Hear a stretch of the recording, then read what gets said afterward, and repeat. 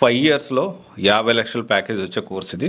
Yes, we are talking about ఇప్పుడు most frequently asked question. చాలామంది హైదరాబాద్, బెంగుళూరు, పూణే ఎక్కడ చూసినా గానీ, ఏ సందులోకి వెళ్ళినా గానీ, అమీర్పేటకి పోయినా, లేకపోతే బెంగుళూరుకి వెళ్ళినా గానీ, లేకపోతే పూణేకి వెళ్ళినా గానీ, ఎక్కడికెళ్ళినా మాదాపూర్, కేబీహెచ్‌పీ, తర్వాత ఇప్పుడు చూసుకుంటే అమీర్పేట, ఎస్ఆర్ నగర్, దిల్సుఖ్ నగర్, ఎక్కడికెళ్ళినా మనకిప్పుడు ఎక్కడ చూసినా కానీ కనిపించే బోర్డ్స్ సాఫ్ట్వేర్ కోర్స్ సంబంధించి data science, data science, data science. Yes, we are talking about data science course గురించే.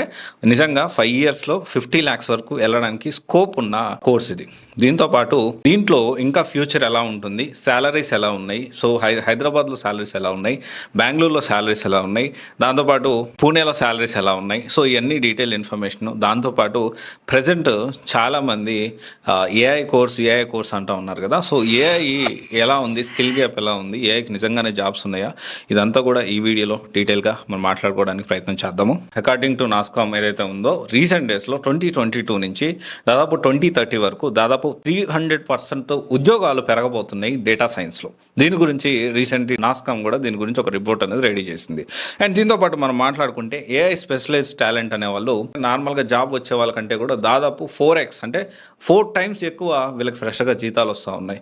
ఎస్, దీనికి సంబంధించి కూడా major IT services work force గురించి అంటే హెచ్సిఎల్ టెక్ ఇలాంటి వాళ్ళు ఏదైతే చాలా స్టార్ట్అప్ కంపెనీస్ రీసెంట్ డేస్లో ఏ స్టార్ట్అప్ కంపెనీస్ చాలా వచ్చాయి మన బెంగళూరులో చూసుకుంటే, హైదరాబాద్లో చూసుకుంటే.